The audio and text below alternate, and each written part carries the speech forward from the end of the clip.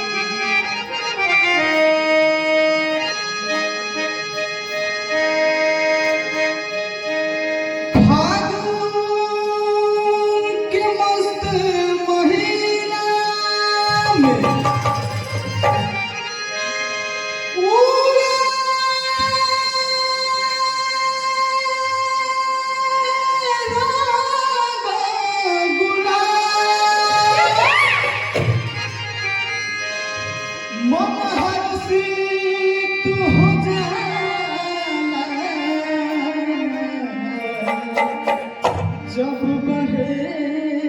बसंती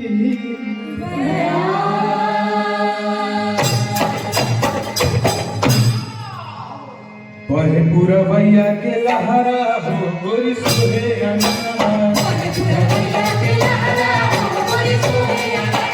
बहे पुरवैया के लहरा हो गोरी सोहे अंगना, बहे पुरवैया के लहरा हो गोरी सोहे अंगना, सोहे अंगना हो सोहे अंगना, सोहे अंगना हो सोहे अंगना, सोहे अंगना हो सोहे अंगना, बहे पुरवैया के लहरा हो गोरी सोहे अंगना, बहे पुरवैया के लहरा हो गोरी सोहे अंगना, पुरवैया के लहरा हो गोरी सोहे अंगना, जाती हो नासरे हमर राजा बहु धइले, पवना गाजरिया जाती हो नासरे हमर राजा बहु धइले,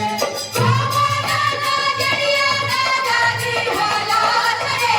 हमर राजा बहु धइले, पवना गाजरिया जाती हो नासरे हमर राजा बहु धइले।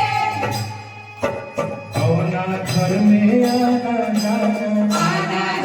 हो आना जाना, कौना घर में आना जाना हो आना जाना, कौना घर में बिछाना हो, अरे कौना घर में बिछाना हो, अरे कौना घर में बिछाना हो, अरे कौना घर में बिछाना हो, गोरी सोहे अंगना, बहे पुरवैया के लहरा हो गोरी सोहे अंगना, बहे पुरवैया के लहरा हो गोरी सोहे अंगना, पुरवैया के लहरा हो गोरी सोहे अंगना,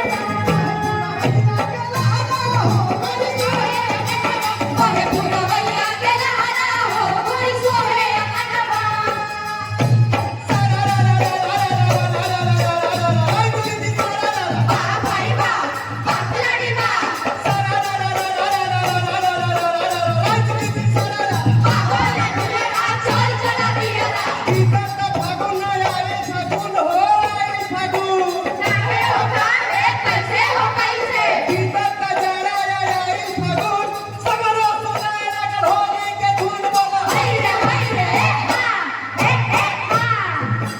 बलिया शहर से आना जाना हो आना जाना, आजमगढ़ से आना